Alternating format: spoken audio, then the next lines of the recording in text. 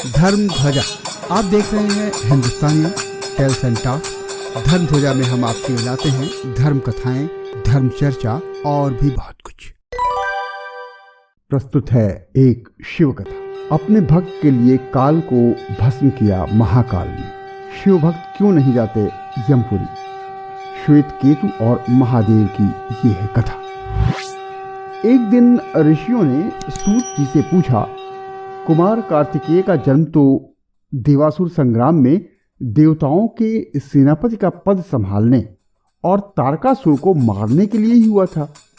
भगवान स्कंद ने तारकासुर का वध कर दिया और फिर इसके बाद सूत जी बोले, तारकासुर वध से प्रसन्न हो सभी देवतागण भगवान स्कंद कुमार कार्तिकेय के पास पहुंचे। उन्हें नमस्कार कर उनकी प्रशंसा की। देवताओं के पीछे पर्वतगण भी थे। उन्होंने तो भगवान कार्तिकेय की न सिर्फ प्रशंसा की बल्कि भरपूर आराधना भी की। कार्तिकेय अति प्रसन्न हुए। कार्तिकेय बोले, आप देवतागण हमारे वंदनीय हैं। पर्वतगण, मैं आपसे भी प्रसन्न हूँ और वर देता हूँ, आप में से कई शिव प्रतीक लिंग के रूप में पूजनीय होंगे। आप पर शिव अर्चन के इतने केंद्र होंगे कि आप नित्य पवित्र होंगे। सूत जी बोले, इस अवसर पर भगवान कार्तिकेय ने महादेव शिव के महात्म्य बताते हुए राजा श्वेत से संबंधित एक रोचक कथा सुनाई। वो कथा बताती है कि शिव भक्त कैसे काल को भी जीत लेता है। उस कथा को मैं तुमसे कहता हूं, सुनो। एक राजा थे, नाम था श्वेत केतु। सदाचारी, सत्यवादी, ब्राह्मण भक्त, धर्म के मार्ग पर चलने वाले शूरवीर और प्रजापालक। अपनी पूरी ताकत से प्रजा का पालन और समूची निष्ठा और लगन से शिव भक्ति, यही उनका काम। बाबा भोले की कृपा से उनके राज्य के लोग दुख, दरिद्रता, अकाल मृत्यु या महामारी जैसी चीजों से बहुत दूर थे।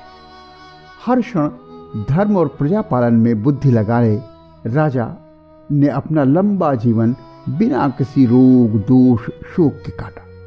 उन्हें न किसी विद्रोह का सामना करना पड़ा, न उपद्रव का। अपनी सारी लड़ाइयां उन्होंने जीती। बुढ़ापे में एक दिन जब वे अपने परामर्शदाता ठाकुर जी की आराधना में लीन थे, उनका जीवन काल समाप्त हो गया। कहा था कि राजा श्वेत केतु की आयु अब पूरी हो चुकी है। ऐसे में यमराज ने अपने दूतों को आज्ञा दी कि वे जाएं और श्वेत केतु के प्राण हर लाएं। यमदूत जो आज्ञा कहकर हाथों में कालपाश लेकर चल निकले। यमदूत राजा श्वेत केतु के पास पहुंचे तो देखा वे तो इस समय शिव मंदिर में हैं। दूत बाहर ही खड़े हो गए। श्वेत केतु गहरे ध्यान में थे। बहुत देर हो गई, श्वेत केतु का ध्यान नहीं टूटा, यमदूत भी नहीं हिले। दूत बिना अपना काम किए मूर्तिमान बने खड़े रहे। जब वे वापस यमराज तक नहीं पहुंचे तो यमराज ने विलंब होते देख कालदंड संभाला और खुद चल पड़े।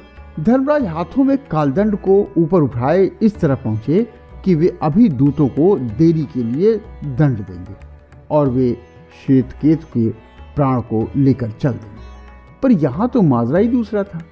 श्वेत केतु को शिव के गहन ध्यान में देख यमराज भी ठिठक गए। शीघ्र ही यह सूचना काल तक पहुंच गई। वो अभी उपस्थित हो गया। कुछ क्षण सब देखने के बाद उसने कहा, धर्मराज, आपके पास दूत भी हैं और कारण भी, कुलिश, पाश और कालदंड भी। फिर भी आप अभी तक इस जातक के प्राण क्यों नहीं हर पा रहे? धर्मराज, ये बहुत ही अशोभनीय है कि आप न केवल इसके प्राण को लेकर नहीं जा पा रहे हैं बल्कि डरे हुए भी प्रतीत हो रहे हैं। इस पर यमराज ने विनम्रता से कहा, ये राजा भगवान शिव का अनन्य भक्त है, जिस पर यह अभी पूरी तरह शिव पूजा में डूबा हुआ है। हम इसका उल्लंघन नहीं कर सकते। त्रिशूलधारी भगवान महादेव के भय से ही हम यहाँ मूर्ति बने खड़े हैं। ये सुनकर के काल क्रोधित हो गया। अभी ये सारी बातें शिवालय के बाहर ही चल रही थी। काल ने तलवार निकाला और सूर्य के समान चमकती अपनी ढाल संभालता हुआ मंदिर में जा घुसा। काल ने देखा कि राजा श्वेत केतु अभी भी भगवान के लिंग स्वरूप के सामने बैठे ध्यानमग्न हैं। वह झपट कर आगे बढ़ा। उसने राजा श्वेत केतु का सिर उतारकर उनकी हत्या करने को जैसे ही अपनी तलवार उठाई, शिव ने अपना तीसरा नेत्र खोलकर काल की ओर देखा। काल को चीत्कार करने भर का समय न मिला, वहीं श्वेतकेतु के सामने ही जलकर भस्म हो गया। यमराज और यमदूत तो पहले ही दूर हो चुके थे। थोड़ी देर बाद राजा श्वेतकेतु का ध्यान टूटा और धीरे धीरे आंख खोली तो उन्होंने सामने ही राख में बदले हुए काल को देखा। उन्हें चिंता हुई कि ये कौन है और क्या है। राजा श्वेतकेतु ने भगवान शिव से पूछा, हे भगवान, आपको बारंबार नमस्कार है। ये क्या कौतुक है? कौन है जो मेरे आगे जला दिया गया? इसे किसने और क्यों जलाया? मुझे नहीं पता। इस अद्भुत कार्य का रहस्य कृपया हमें बताएं। पहले तो शिव कुछ न बोले, पर राजा श्वेतकेतु विलाप करने लगे तो भगवान शिव ने कहा, ये काल है, तुम्हारे प्राण हरने आया था। जिसका भी जीवन काल समाप्त हो जाता है उसे ले जाता है। धरती पर कुछ और सदाचारियों का भला तुम्हारे जरिए हो सके, इसलिए मैंने इसे जला दिया। श्वेतकेतु बोले, महादेव, इसने कौन सा ऐसा कुकृत्य किया था? ये काल तो आपकी ही आज्ञा से तीनों लोक में विचरता है, लोक को नियंत्रण में रखता है। इसी के भय से तो लोग पुण्य कार्य करते हैं। भगवान, आप इसे शीघ्र ही जीवित कर दें। भगवान शिव ने काल को जीवित कर दिया। काल की आंखें खुली तो सबसे पहले उसने राजा श्वेतकेतु को अपने गले लगा लिया। इसके बाद काल ने महादेव की बहुत लंबी स्तुति की और फिर श्वेतकेतु से बोला, राजन, तुम सा तो तीनों लोकों में कोई नहीं। तुमने तीनों लोकों में अजेय काल को भी जीत लिया। मुझे भगवान शिव की तरफ से अभयदान दो। राजा ने काल को नमस्कार किया और कहा, काल, आप तो स्वयं ही भगवान शिव के स्वरूप हैं और मेरे लिए पूजनीय हैं। आप जैसा चाहते हैं वैसा ही होगा।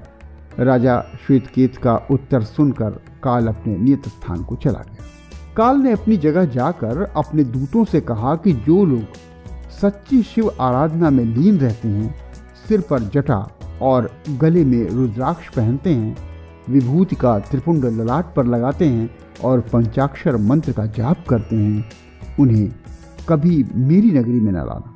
आगे चलकर इसी तरह का आदेश यमराज ने भी दिया। श्वेतकेतु अब काल से निर्भय हो गए थे।